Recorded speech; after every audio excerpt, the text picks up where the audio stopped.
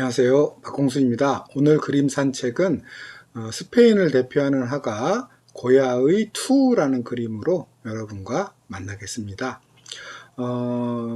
소를 다룬 그림들 중에 아주 상이하고 상반된 대조적인 느낌을 가지고 있는 한 3개 그림을 비교하면서 이걸 통해서 인간과 동물의 관계를 같이 이렇게 통찰해 보는 시간을 갖도록 하겠습니다. 먼저 고야의 투라는 그림을 한번 꼼꼼하게 볼게요. 투 경기장이죠. 워낙 스페인이라는 나라 자체가, 고야의 고국인 스페인이 투로 유명한 나라잖아요. 투 그러면 스페인 이렇게 연결될 정도로 워낙 유명하죠. 투 경기장 장면입니다. 보면은 경기장 한편에 소가 있는데 벌써 이 목덜미 쪽에서 피가 이렇게 흐르고 있는 것이 보이죠. 그 앞에 말을 탄 그 투우사도 있고요. 그 주변에 여러 종류의 투우사들이 있는데요. 창을 겨누고 있죠. 투도 여러 단계로 구별이 돼요. 투 장면이 제일 먼저 이루어지는 게 뭐냐면은 요 말을 타고 긴 창을 이렇게 꼬나들고 있는 사람, 이 사람을 피카도르라고 하는데, 먼저 말을 타고 다니면서 소의 등에 그 창을 꽂아요. 등에 계속 창을 꽂게 되면은 힘이 빠지겠죠. 물론 그러다가 소가 가만히 있을 리가 없으니까 막 달려들 거 아닙니까? 근데 이제 사람을 직접 받기보다는 말 위에 타고 있으니까 말을 들이받게 되는 경우가 많죠. 그 과정에서 말이 죽기도 하고 혹은 투우사가 나동굴기도 하죠. 그럼 얼른 다른 투우사들이 그 망토로 유인해가지고 이제 투우사를 구하고 막 이런 장면들이 이어질 텐데요. 그림을 보면은 이미 경기장 저편에 말 한 마리가 죽어 있죠. 그리고 그 소 바로 옆에도 또 한 마리의 말이 유혈이 낭자에서 죽어 있어요. 심지어 투우사가 타고 있는 말도 배에서 막 피가 흐르고 심지어 창자가 조금은 나와 있는 것이 보이죠. 그만큼 유혈이 낭자한 잔인한 경기 과정을 보여주고 있는 거라고 할 수 있는데요. 자, 그래서 소가 힘이 빠지게 되면은 다른 투우사가 등장합니다. 다른 투우사는 이제 반데리아라는, 우리가 투우 경기 보면 많이 보이는 짧은 창 있죠. 뒤에 이렇게 깃털 같은 것들로 장식이 된 그 짧은 창을 마찬가지로 등 있는 데 꽂아요. 그러면 더 힘이 빠지겠죠. 그 화려한 동작을 통해서 그걸 탁탁 꽂을 때마다 사람들이 환호성을 지르곤 하는데요. 근데 너무 힘이 빠지면 경기가 재미없을 거 아니에요. 소가 나름대로 막 박진감 있게 달려들고 막 이래야지 경기가 재미있는데, 뭐 힘이 빠져가지고 움직이질 않으면 사람들이 시큰둥할 것이 뻔하니까 그런 경우에는 그 반데리아 뒷부분에 폭죽을 달아요. 그럼 막 폭죽이 터지면 소가 또 미친 듯이 막 이리 뛰고 저리 뛰고 할 것 아닙니까? 그러면 관중들이 다시 환호성을 지르고 굉장히 잔인한 거죠. 그러니까 소가 죽어가는 과정을 최대한 늦춰가면서, 그러면서도 고통은 극대화하면서 그걸 통해서 쾌감을 느끼는, 다분히 어떤 괴롭힘을 통한 쾌감이라고 볼 수 있겠죠. 자, 그렇게 해서 어느 정도 소가 더 이상 움직이기 어려운 상태가 되면 드디어 우리가 잘 아는, 한 손에 검을 들고 한 손에 망토를 딱 든 마지막 투우사가 등장을 해서 급소를, 일격을 가함으로써 소가 쓰러지게 만드는, 그러면은 관중들이 비바라고 이제 소리를 치면서 이제 환호성을 치면서 이제 경기가 끝나는 그런 시간을 보통 진실의 시간이라고 말한대요. 스페인에서 마지막 일격을 가하기 위해서 준비하는 시간. 소도 사람을, 죽음을 직감하면서 쳐다보고 있고, 사람도 마지막 일격을 가하기 위해서 자세를 잡고 있는 그 침묵과 정지된 것 같은 시간을 보통 진실의 시간, 죽음을 앞둔 시간이라고 합니다. 그래서 어떻게 하면 소에게 가장 오랜 고통을 줄 수 있을지, 그것을 위해서 고안된 여러 가지 의식과 절차가 버무려진 것이 바로 투우라고 할 수 있는데요. 이 투우는 다분히 옛날 그 구석기 시대에 수렵을 중심으로 하던 시대의 전통이 의식과 절차로 남아있는 거라고 할 수 있죠. 왜냐하면은 구석기 시대 때요, 물론 조금은 덜 위험한 사슴을 잡을 수도 있지만 그러면은 제한된 고기만 얻을 수 있잖아요. 하지만 소를 한 마리 잡았다고 생각해 보세요. 그러면은 며칠은 구성원 전체가 풍족하게 먹을 수 있는 것들이 생기잖아요. 그리고 가죽도 훌륭하게 쓰이고 네, 뿔이나 뼈도 훌륭하게 쓰이고요. 그렇기 때문에 실제 구석기 동굴벽화를 보면은 들소사냥 모습이 굉장히 많이 나오고요. 실제로 사냥 과정에서 막 그 돌을 던지거나 나무로 만든 창을 가지고 싸우지만 뿔에 받쳐 죽어가는 사람의 모습들도 나와요. 그만큼 치열한 현장이긴 했었는데 그 이후 이제 목축으로 중심이 변화되고 더 이상 야생에서 들소 사냥을 하지 않음에도 불구하고 소를 사냥함으로써 그러한 쾌감을 관중과 함께 다수가 느낄 수 있는 방식으로, 마치 로마 시대의 검투사들의 경기를 보면서 열광하고 막 이러던 느낌을 그대로 소와의 투를 통해서 재현하는 것으로 나타나고 있다. 그런 점에서 고야의 투 그림에서의 소는 사냥 대상, 그 다음에 고통을 통한 인간의 놀이 대상으로서의 소다, 동물이다 라는 점을 우리가 그림을 통해서 알 수 있을 것 같아요. 자, 또 하나 비교할 만한 그림을 볼 텐데요. 러셀이라는 미국의 사실주의 화가의 그림이에요. 소떼 그림을, 카우보이 그림을 많이 그렸어요. 이 그림을 보더라도 그냥 여러분에게 카우보이 영화의 한 장면이 떠오르죠.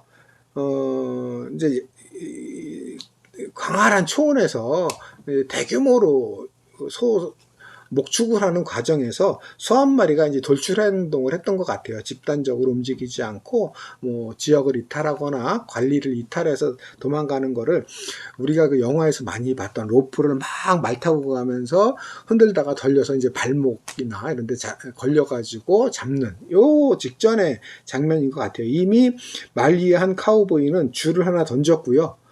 그 뒤따르는 카우보이가 이어서 던질 기색이고, 다른 뒤편의 카우보이도 뒷다리 쪽에 이제 밧줄을 걸기 위해서 옆으로 탁 몸을 기울이면서 던지려고 하는 장면입니다. 말이 뛰어가면서 일으키는 흙먼지라든가 그 말과 또 소가 달릴 때 그 내는 굉음, 이런 것들이 우리 귀에 보일 것 같은데요. 가만히 보면은 특이한 모습이 있어요. 소 옆구리에 이렇게 도형 표시가 찍혀 있죠.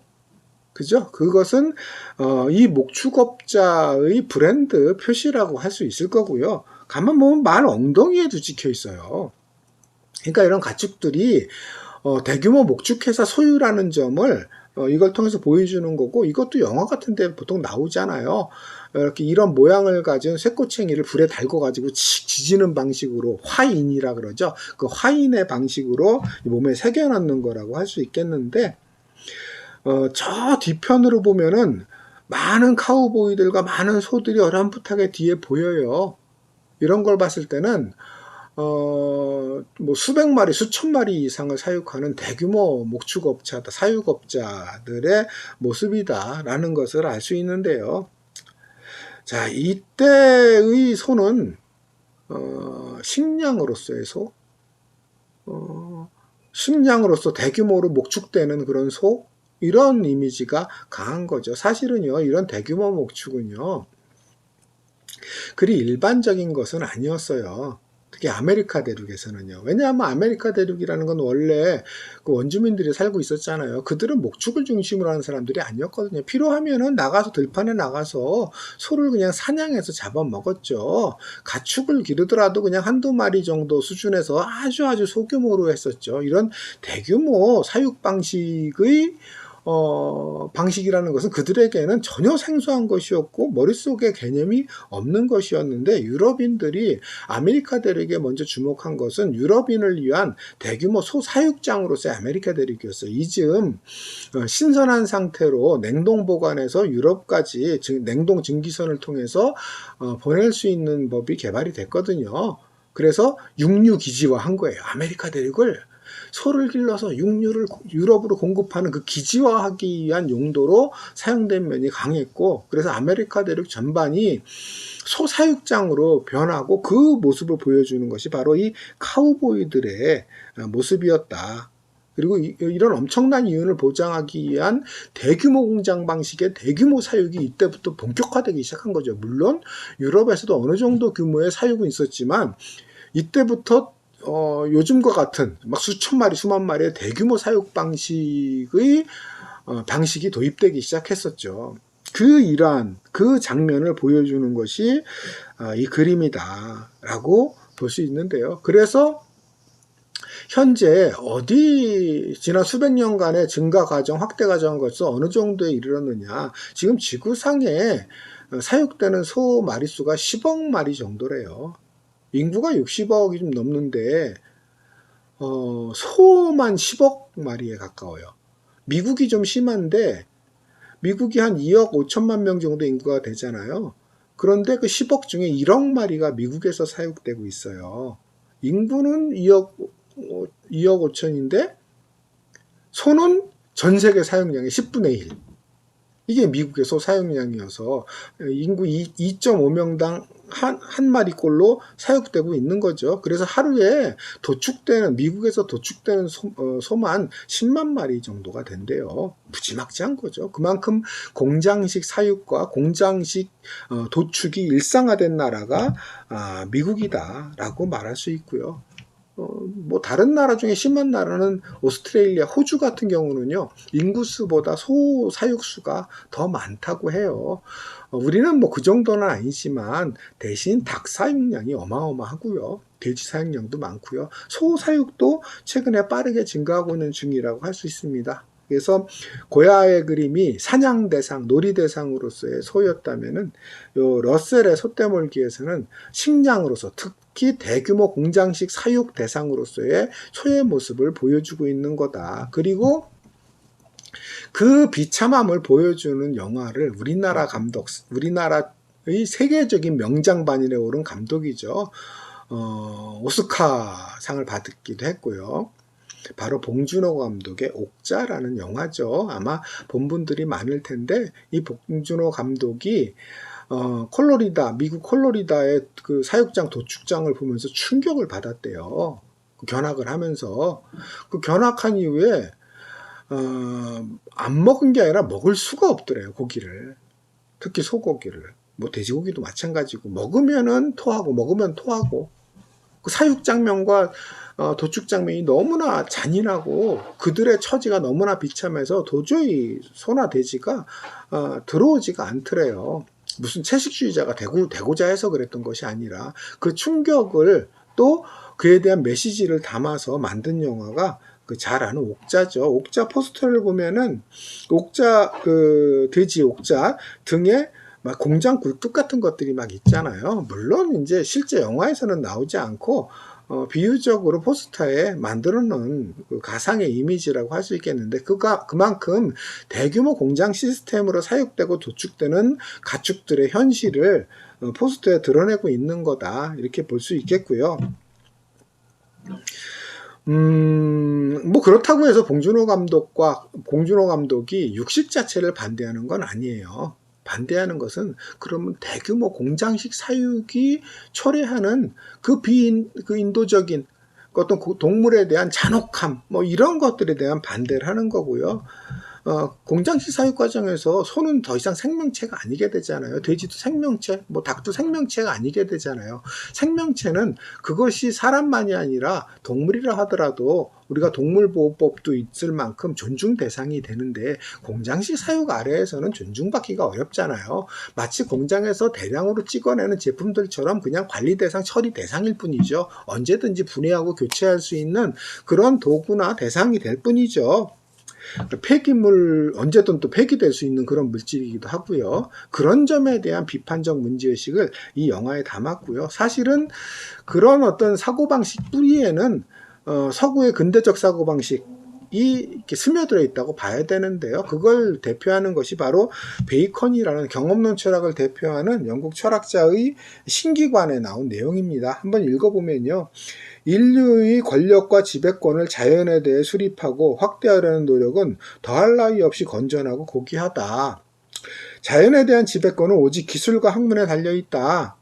우리는 자연을 완전히 분해하고 해체해야 된다. 자연에 대한 정복을 공식적으로 표명한 거고요. 그러지 않을 때, 자연은 인간이 정복하고 지배하지 않을 때 오히려 인간이 자연으로부터 지배당하는 상황을 맞이하게 된다. 그러니까 동물과 인간, 자연과 인간의 관계를 상호 대립적인 관계로 설정을 하고 그다음에 인간이 어떤 기계나 아니면 일반 돌이라든가 이런 그 생명이 없는 물질을 대하듯이 동물도 똑같이 해치하고 관리하고 처리하고 처분하고 할 대상으로 여겨야 된다라는 점을 강조하고 있습니다. 하지만 그로 인한 문제점이 많죠. 동물 자체가 당하고 있는 고통만이 아니라 또 인간 스스로에게까지 부메랑이 되어서 돌아오는 피해들이 있습니다. 첫 번째 꼽을 만한 것이 기아 문제죠. 지금 60억 인구 중에서요, 9억 명 이상, 거의 10억에 가까운 인구가 기아 상태로 살아가요. 6분의 1, 7분의 1 되는 사람들이요. 그런데 이 대규모 육식을 위해서 곡물을 재배하거든요. 곡물을 먹이잖아요. 소사육에 곡물이 들어가고 돼지에게도 곡물이 들어가잖아요. 그런데 그 육식을 위해서 들어가는 곡물이요. 그 육식에 사용되지 않고 그냥 그 곡물을 재배해서 사람이 먹는 거에 비해서 육식의 4배가 더 들어간대요. 육식용 재배. 그러니까 사실은 육식을 위해서 그렇게 많은 곡물이 들어가는 것만 사람의 식량으로 돌려도 세계의 기아 문제는 물질적으로는 해결이 되는 거죠. 정치적인 거는 일단 별도로 하고, 그러니까 지구라는 땅덩어리가 좁은 게 아니라는 뜻이에요. 우리는 뭐 인구는 늘어나는데 지구는 좁으니까 기아 문제는 필연적으로 발생할 수밖에 없다? 새빨간 거짓말이란 얘기예요. 지구는 여전히 넓다. 그리고 충분한 식량을 생산할 땅을 가지고 있고 그런 생산력을 가지고 있다. 문제는 거기서 만들어지는 곡식이 육식을 위한 사료로 들어가면서 그 육식을 먹지 못하는 수많은 사람들이 기아 상태로 허덕이게 하는 원인으로 작용하고 있다는 점, 이것이 문제라는 거죠. 또 하나는 환경 문제죠. 왜냐하면은 브라질이나 남미의 아마존 열대림을 비롯해서 세계의 많은 열대림들이 이 대규모 소 사육을 위해서 벌채되고 있거든요. 사라지고 있는 거죠. 그로 인한 환경 피해라는 것도 또 막대한 거고요. 이제 또 하나의 그림, 좀 더 대조적인 그림 하나 살펴볼게요. 우리나라에서도 한 2차례 대형 전시회가 있었기 때문에 꽤나 익숙한 화가죠. 마르크 샤갈의 파라솔을 든 소예요. 요 소는요, 전혀 앞에 그림하고 다르죠? 일단 소 한 마리가 중간에 가득 있네요. 그런데 앞에 고야의 소에서는요, 사실은 소가 주인공이라기보다는 뭐 좀 중요한 비중 있는 역할이긴 하지만 투 자체가 중요 주제고, 투가 주제인데 특히 거기 투사들이 부각돼 있잖아요. 그 다음에 러셀의 소떼물기에서는 카우보이가 일단 가장 중요한 주인공이잖아요. 그런데 이 그림에서는 단연 누가 봐도 소 자체가 그림의 주인공이에요. 그냥 중간을 가득 차지하고 있죠. 오히려 사람은 저 뒤편에 조그맣게 그려져 있어요. 그 밑에 다른 가축들도 있네요. 개도 있고요, 닭도 있고요. 그런데 소가 중심을 차지하고 있고 분위기도 달라요. 굉장히 환하죠. 가만 보면 저 뒤편의 사람 중에 여자가 면사포를 쓰고 있어요. 결혼식을 하는 장면인 것 같고요. 그 옆에 남자는 신랑이 되겠죠. 그리고 소 뒤에 꽃다발이 이렇게 하나는 올려져 있는 걸로 봐서 결혼을 축하하는 의미고, 파라솔도 뭔가 이렇게 축하할 때 이제 햇빛을 피하기 위해서 이렇게 보호해주는 역할까지 하는 거라고 봐서 전반적으로 축제 분위기를 연출하고 있어요. 색깔도 그렇고 전체적으로 화사한 분위기도 그렇고 또 꽃이라든가 결혼이라든가 이 전반적인 것을 보더라도 축제 분위기다. 축제 분위기에서 소는 어떤 역할이냐? 친구 같아요. 사람의 버트로서의 소예요. 같이 살아가고 희노애락을 같이 겪고 같이 축하도 하는 그런 존재로서의 소를 보여주고 있습니다. 근데 이거는요, 단순한 동화적 상상만은 아니에요. 사실은 샤갈은 러시아 태생이죠. 시골에서 낳고 자라났고요. 나중에 이제 유럽 대도시 파리로 와가지고 화가로서 활동을 하게 되는데, 원래는 시골 출신이기 때문에 어려서부터 가축과 동물과의 친근한 관계가 늘 그 사람 속에 있었죠. 그래서 샤갈의 그림을 보면은 동물들이 굉장히 많이 등장해요. 그런데 이 그림과 거의 비슷하게 친구처럼 등장해요. 송아지와 사람이 얼굴을 마주보고 나오고 대화를 나누는 듯한 교감하는 듯한 장면도 나오고요.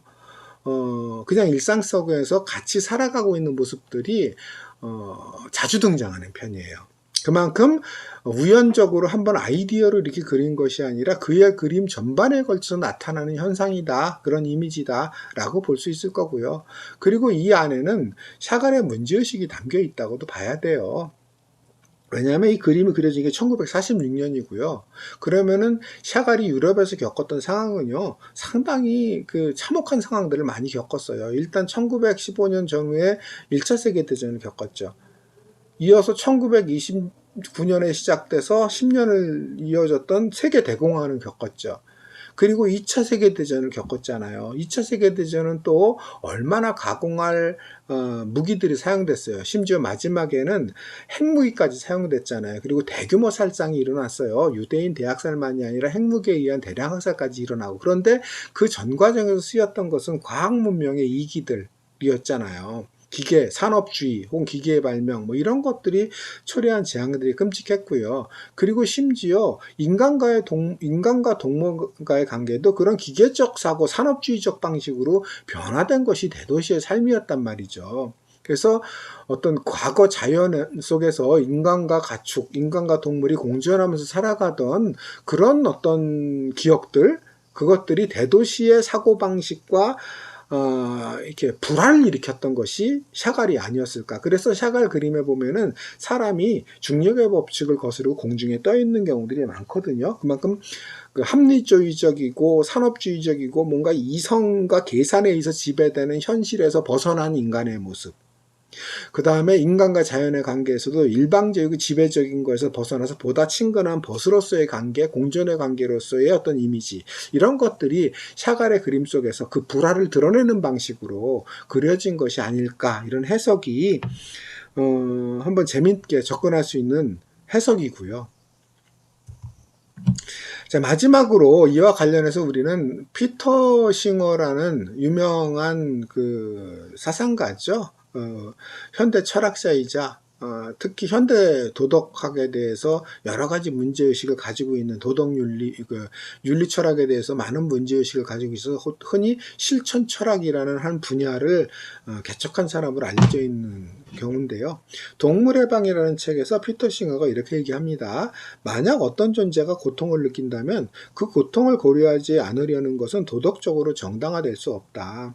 동물의 고통이 동일한 양의 인간 고통보다 중요하지 않다는 생각은 어떤 경우에도 도덕적으로 정당화되지 않는다. 인간에 대한 배려와 동물에 대한 배려가 양립할 수 없는 것이 아니다라고 하고 있어요. 일단 여기서 그가 말하는 고통이라는 기준이 중요해요. 인간과 동물의 관계를 규정짓는 가장 중요한 기준으로 고통을 삼고 있습니다. 비유하자면요, 우리가 인종차별에 반대하는 이유도 바로 그 고통에 있다라고 주장을 해요. 인종차별의 결과 그 서로 다른 피부색을 가지고 있는, 다른 피부색을 가지고 있는 그 사람 혹은 그 집단이 가지고 있을 수 있는 고통이 크기 때문에 그 고통을 주지 않는 것이 도덕적으로 합당한 일이다. 고통을 기준으로 인간 행위의 기준을, 인간 판단의 기준을 잡는 거죠. 우리가 누군가를 평등하게 배려해야 된다는 것은 그 불평등 때문에 나타날 그들의 고통을 고려하고 배려해서 우리가 평등한 어떤 관계를 맺어야 된다. 그것이 인종에도 적용되듯이 동물에도 적용돼야 된다는 거죠. 왜냐하면 동물도 인간과 거의 유사한 감각체계를 가지고 있잖아요. 인간이 당하고 있는 육체적 고통만큼이나 동물도 그 육체적 고통, 나아가 감정적 고통을 당할 수밖에 없는 거죠. 그럼에도 불구하고 인간에 대한 고통과 구별해서 동물은 고통이 없는 존재로 여기고 무한대, 거의 극단적인 고통을 강조하는 것은 도덕적으로 정당화될 수 없다는 것이 이 바로 피터 싱어의 생각인 거죠.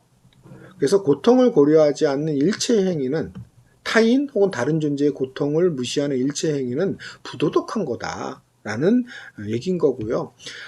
뒤에 양립의 가능성에 대해서 얘기하고 있습니다. 양립 가능하다. 이것은 아까 봉준호 감독의 문제의식과도 비슷한 거죠. 봉준호 감독도 사실은 우리들에게 채식을 요구하거나 강요하는 건 아니에요. 피터 싱어도 마찬가지입니다. 우리 모두에게 채식주의자가 되라는 것은 아니에요. 오랜 기간 인간은 육식을 해왔기 때문에 육식을 원하는 사람은 육식을 해라. 대신 반대하는 것은 공장식 사육은 안 된다라는 거예요. 왜냐? 그건 너무나 큰 고통을 만들어내기 때문에요. 좁은 공간에 수많은 소, 돼지, 닭을 가둬서 기르는 과정에서 얼마나 많은 고통을 겪겠어요. 다 벽으로 쳐져서 소가 움직일 수도 없어요. 돼지도 몸을 돌릴 수도 없어요. 사람이 그런 상태로 살아간다고 생각해 보세요. 얼마나 많은 육체적이고 감정적인 고통을 당할 거냐 이거죠. 그런 점에서 대규모 공장식 사육은 고통의 증가 말고는 다른 결과가 없다라는 것이고요. 심지어 소가 연한 육질이라든가 연한 살, 부드러운 육질과 연한 색의 살이 고급 소재로 쓰여요. 그걸 하기 위해서, 그걸 만들어내기 위해서요, 소를 걷지 못하게 해요. 왜냐하면 소가 많이 활동을 하게 되면은 고기가 아무래도 좀 더 질겨질 것 아니에요. 그래서 움직이지 못하게 가둬만 둬요. 그건 역시도 고통을 증가시키는 원인이고 도축 과정도 잔인하기 짝이 없고요. 그런 점에서 대규모 공장식 사육과 도축 과정에 반대하는 거고, 조금 더 자연 친화적이고 방목이 가능한 그런 방식의 사육 환경, 그것과 양립 가능하다는 건 이제 아무래도 우리의 육식과 그 다음에 보다 덜 고통을 주는 방식의 사육, 이것이 양립 가능하다, 공존 가능하다는 것이고요. 그런 점에서의 어떤 실천적인 도덕의 회복을 강조하는 내용이라고 할 수 있겠습니다. 오늘 새 화가의, 소를 다룬 새 화가의 대조적인 그림을 보면서 인간과 동물의 관계에 대한 서로 다른 사고방식, 충돌하는 사고방식을 한번 살펴봤었고요. 어떤 대안적 문제의식이 필요한지 한번 고민해보는 시간이었습니다. 다음 시간에 다른 그림, 또 다른 쟁점으로 여러분과 만나겠습니다. 의미 있었으면 구독과 추천 부탁드리고요. 감사합니다.